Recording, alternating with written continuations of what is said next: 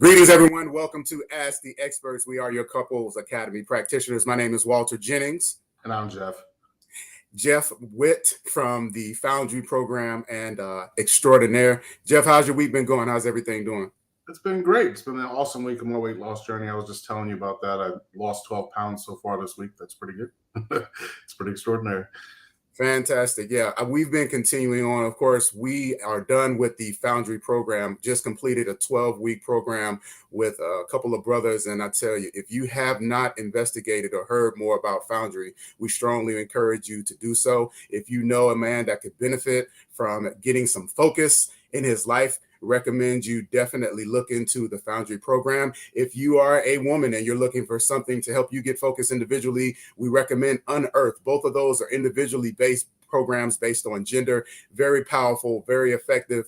Jeff, thank you for your leadership and for even helping to lead out that initiative. I've seen improvements in my life, even as a practitioner, and it's really helped me to get focused in it. So what are some of the things you're hearing from some of the gentlemen that have participated in FOUNDRY over the past couple of weeks? So, basically it's similar stories across the board. It's an opening of the mind, and every group is different. Sometimes we have really, really strong groups who do like a lot of the work. Other times it's just a few individuals. But at the end of the day, it's not so much what you hear right away. It's about what you see down the road, because it's one thing to be all rah-rah, sis kumbaya in class. It's another thing when you go back and you look a couple FOUNDRY classes ago and you have wives sending you messages saying, I don't even recognize my husband. It's like he's a whole different person. That's the whole goal here, is that it's not just the tools you pick up in FOUNDRY are things that you're going to take with you if you decide that you're going to make that journey for the rest of your life, and it's going to make an impact. One of my favorite components of FOUNDRY, and I didn't even realize this until I got in it, was not only these diverse groups of these diverse individuals from all over the world, but being connected with like-minded individuals that are wanting to get better, don't necessarily know how. And there's this camaraderie and this fraternity and this kinship that's built where you all are holding one another accountable, and to see the leadership that raises up in these men as they go through the program is absolutely astounding. And so remembering some of of course, I can't call any names, but seeing them at the beginning of the process and now seeing them at the end of it, and how assertive they are, how the thirst that they have for knowledge and reading is just absolutely phenomenal. There's a myth out there that, a leopard can't change its spots, all these kinds of things. But the truth of the matter is, when a person finds their purpose, finds their vision in life, there's nothing that can hold them back except themselves. So, at the end of the day, it's the choices we make. And a lot of people don't know. I mean, a lot of men live lonely lives without realizing they're alone. They have people around them, but none of them are stretching them, are pushing them. And, a lot of us came from sports teams and we were in different groups that stretched us and made us want to do more and be more in life. And when that ended, so did our dream and our vision. There's a statement that was made, I forget who said it, but it said most men die at like 25 and the rest of their life is like a living death, because they're just living the same cycle over and over. They no longer seek growth. They no longer seek something more. They kind of just settle in and accept that this is the world that's been handed to them, because they were told it worked a certain way and then they found that it didn't work that way and they got stuck. And I think what FOUNDRY does is kinds of like what a FOUNDRY is. It melts down all of that garbage that was picked up and allows you to start building something new if you're willing to do the work.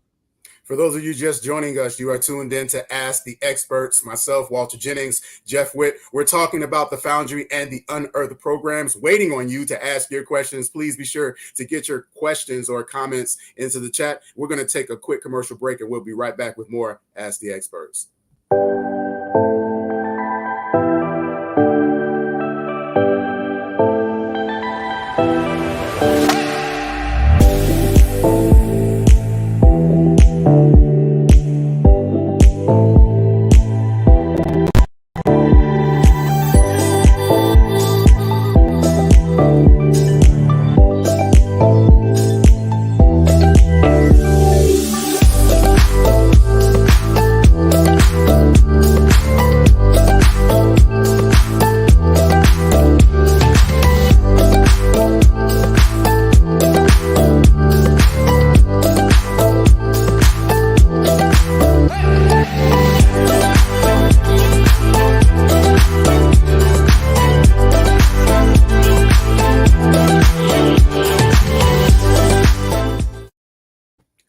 everyone. Welcome back to Ask the Experts. Walter Jennings, Jeff Witt, Couples Academy practitioners. Be sure to get your questions and comments into the chat. We do have, it looks like a partial one from Lisa. Lisa says, my husband works for the state. They were hosting an event and I decided to take my client, I'm a caregiver, to get her out of the house. My husband is the betrayer. So, Miss Lisa, not sure of your question there, but I know you're setting the atmosphere for what it sounds like maybe a little bit of previous infidelity that has taken place, and come along and kind of and shadow him a little bit in that.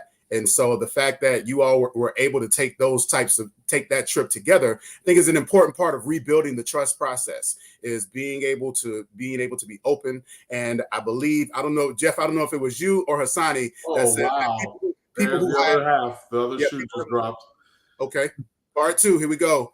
The woman he cheated with me was present. She spoke to me. I felt very uneasy. Was I wrong to feel that way? Jeff, what do you think? No, I mean, you should feel uneasy talking to someone who was messing around with your husband. I mean, that's perfectly natural to feel uneasy about that situation.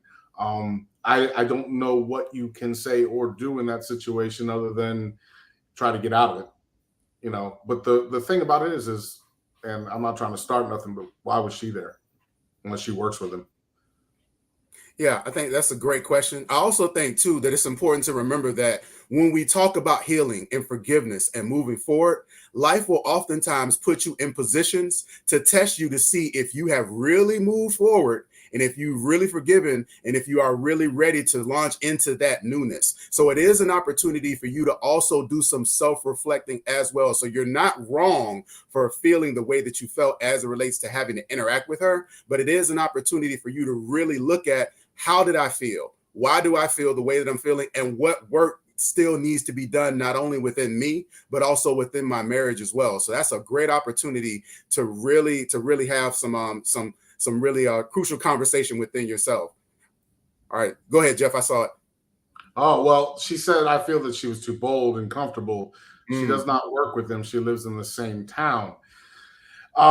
Yeah, my question is, again, and this would be for your husband, is why the heck was she at that event? Like, there should be no contact, and it should be made clear that there's no contact if things are going to move forward. So, I mean, at the end of the day, I mean, you've got to set those boundaries. You've got to establish those boundaries with him. But at the end of the day, like I said, like, why is she at some work event for the state unless she's involved in some way with that kind of work that he was doing?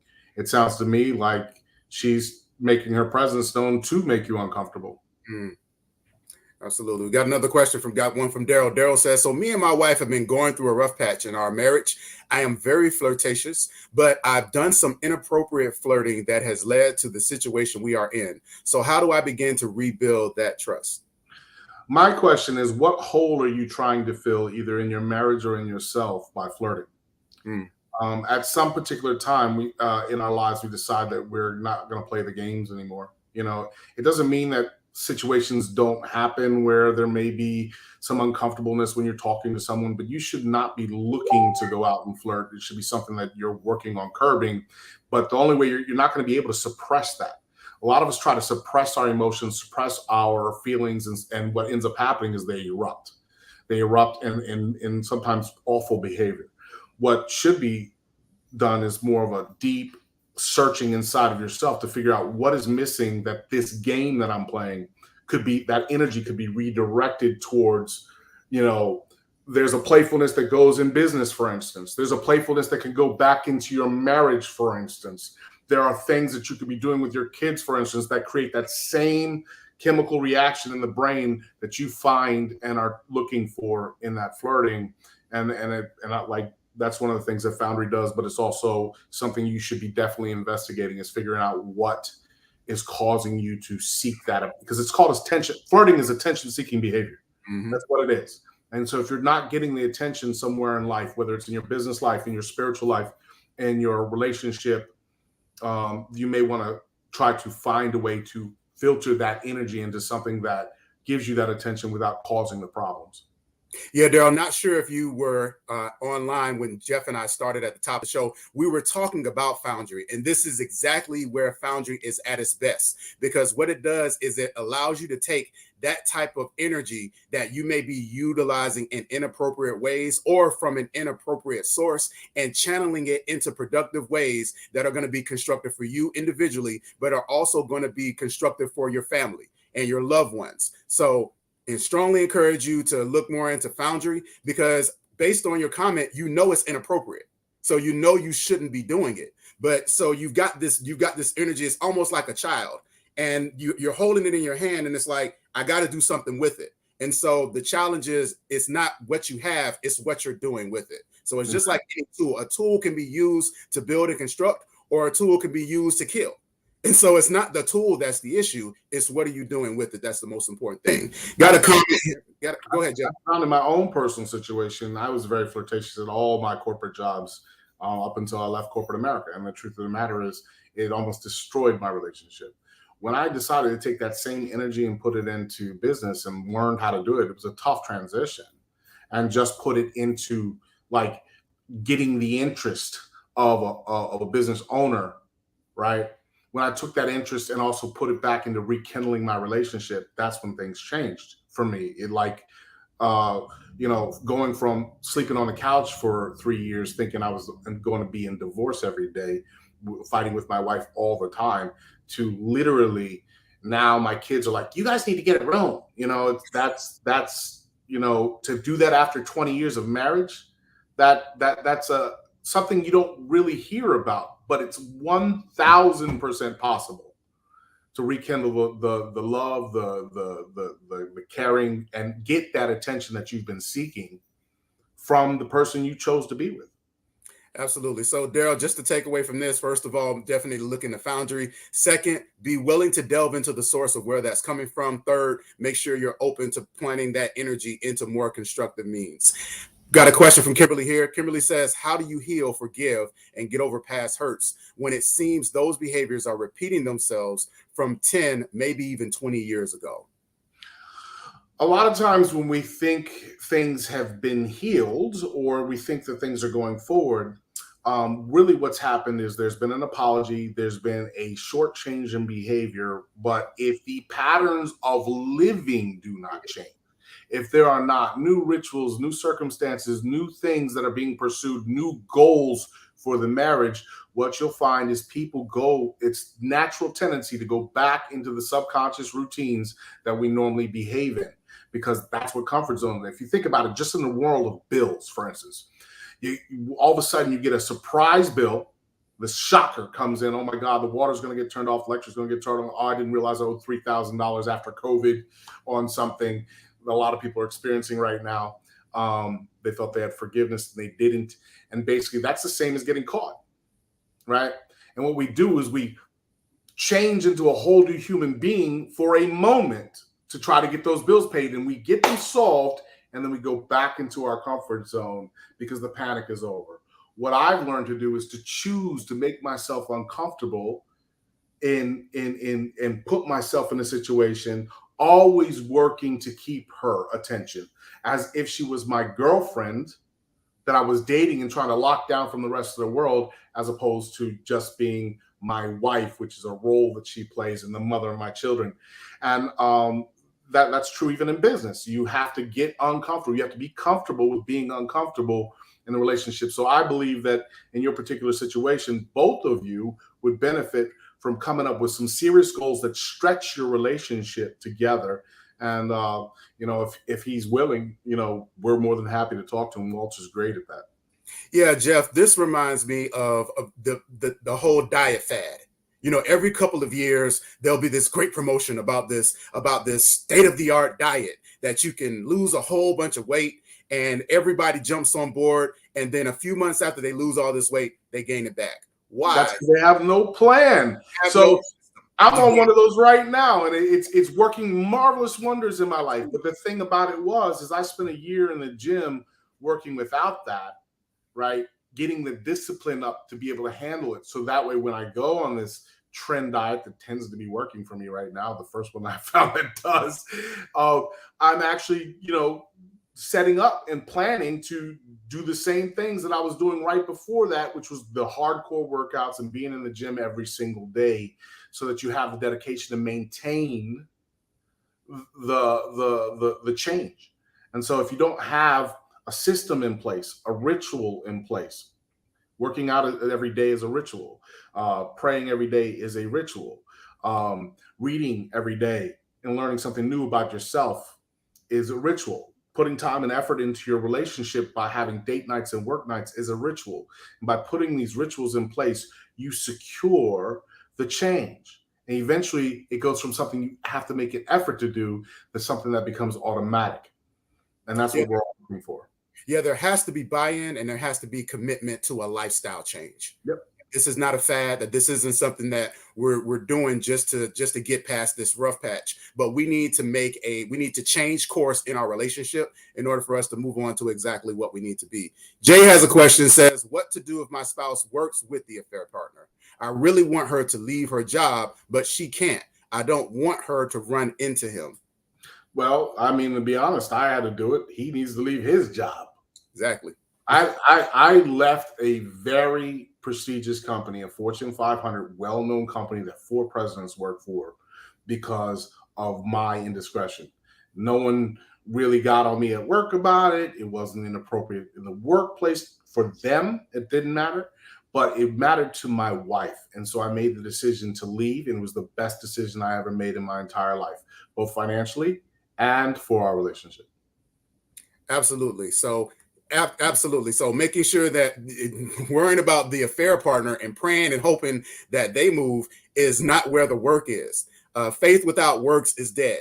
And it's not faith that the work will happen in somebody else. It's being in control and making sure that you're moving on exactly what you can do. So if he needs to change and move on to a different job, you all can come together and believe that there will be something better for him out there. It's just a matter of looking and you all working together and coming up with a plan to be able to do that. Ben from Tennessee, shout out to Lakeisha Shipman Hines and SOS every Tuesday nights at 9 p.m.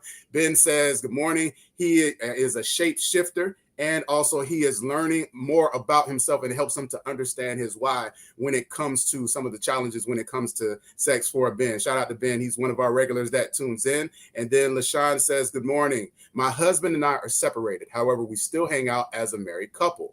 When people ask my husband, are we back together? He says, no, we just hang out.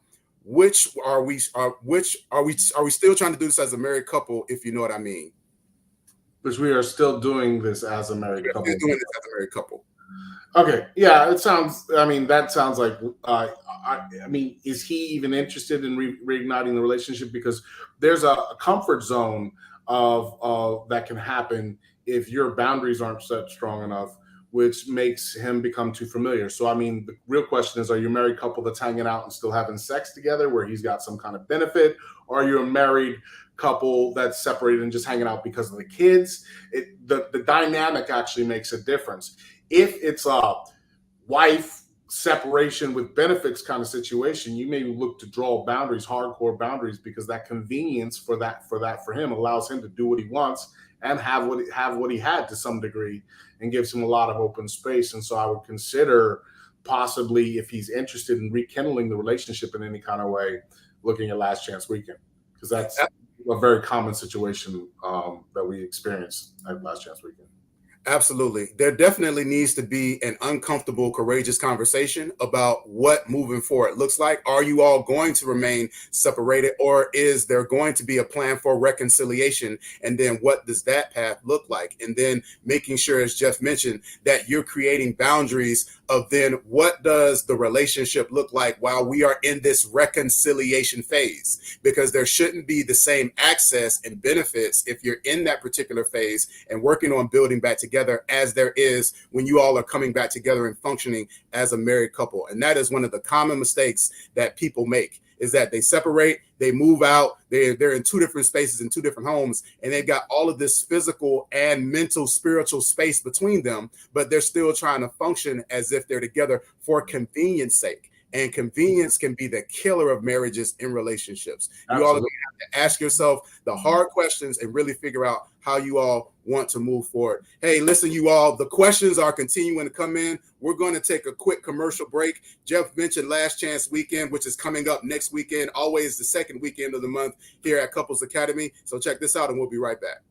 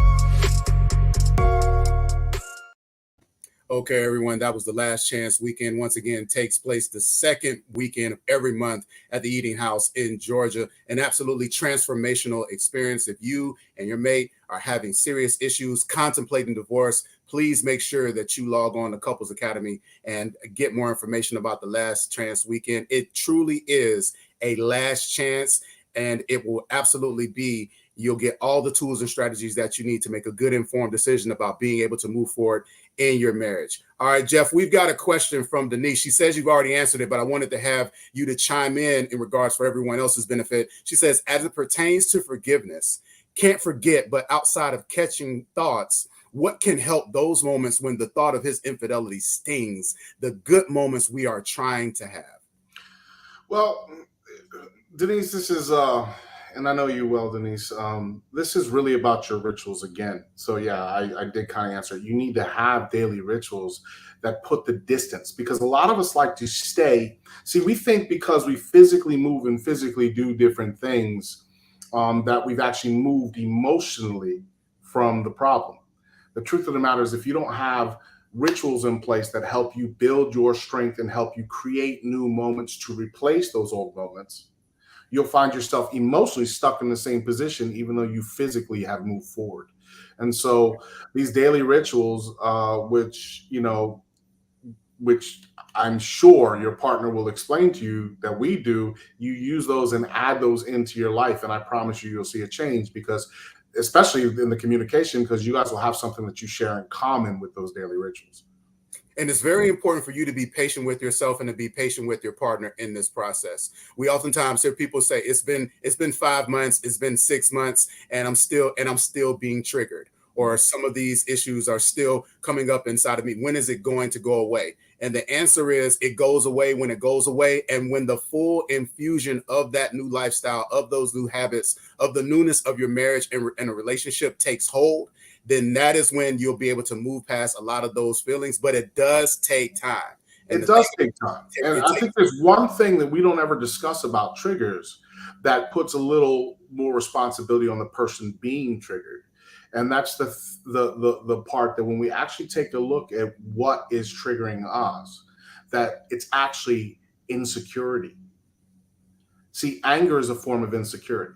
It's, I don't know how to fix something in my world. We call it conscious incompetence.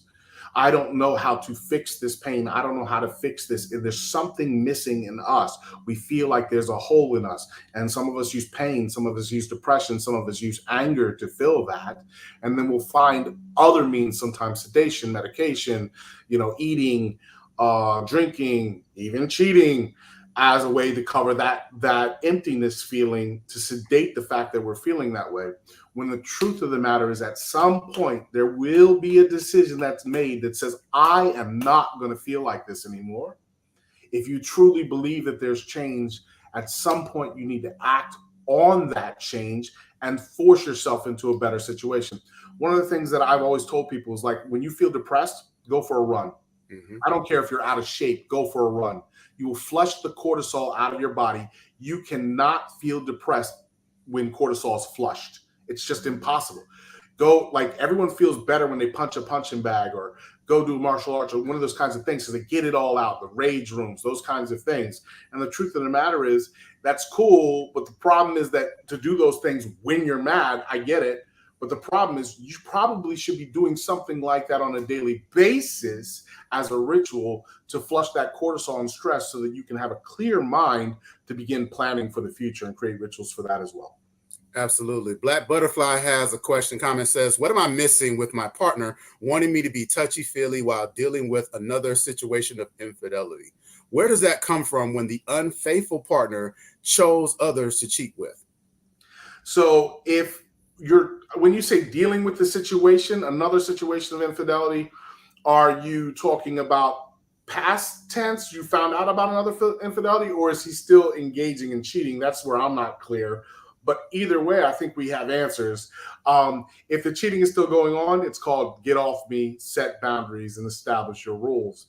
And there's a great book called Boundaries that you should probably check out.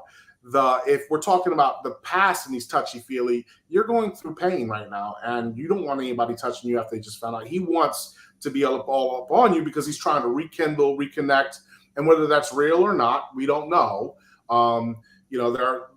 That's one of the things that cheaters or players, or even what the common word today is F-boys, do, is they're always using affection and touch because it's one of the ways that people can be manipulated. I'm not saying necessarily that that's what he's doing. He may just be trying to honestly reconnect because he realizes he created pain, but both of you need to go through a learning process of what it takes to appropriately do that at a pace that you both are comfortable with. And I would suggest getting counseling. And Jeff, she goes on to say, it's a hurtful time, yet I'm being put in positions to reject, yet feel bad about it. So that conflict, just so you know that your feelings is absolutely normal. You've been betrayed. You've been, and now with trying to rebuild that trust. And it sounds like you all haven't necessarily really addressed the issue the way that it needs to in order for you all to be able to move forward. And oftentimes couples will put the things in place physically in order to be able to move past infidelity or indiscretion without really dealing with the issue and where that root is. And so that is important. There's some individual work that also needs to be done in order for you all to get back to that place of physical and emotional intimacy. The key to your marriage restoration is your personal transformation. That means each of you individually, separate from each other, working on transformation to become the best version of you that you can become. And then coming back together and working on a common goal and a common thread, a renewed goal, a brand new goal, because what was not good enough. What can be, might be. Speaking of that individual work, our man Gonzalez says he strongly recommends Unearthed, and there is a Unearthed Women's Retreat that's coming up next month, September the 9th through the 11th. Be sure to get more information about that. Jeff and I talk a lot about Foundry, but again, there is an Unearthed group specifically for women that allows you to focus on your individual work, and we strongly advise you to make sure that you get involved and get more information about the Unearthed group. So, more questions. We've only got about 1 more minute. Jeff, this has been really good, always insightful, always really informative as far as with this information. Any closing thoughts we prepare to end for the day? No, I think at the end of the day, I think everybody's, got a potential within them that needs to be realized. And I don't think we spend enough time on it. And if there's one takeaway that I would hope that you all leave here with, is that we should all be constantly striving for the best version of ourselves. Every single day, we need to have a routine that allows us to perfect. And just because we stop school doesn't mean we stop learning. Absolutely. Well, thank you all once again for joining us for Ask the Experts. Be sure to tune in each and every single Friday for this time with the Couples Academy practitioners. Also, be sure to check out each and every single night, Monday through Thursday.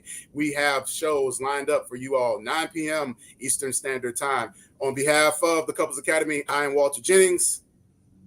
I'm Jeff Witt. And thank y'all for tuning in to Ask the Experts. Peace, y'all.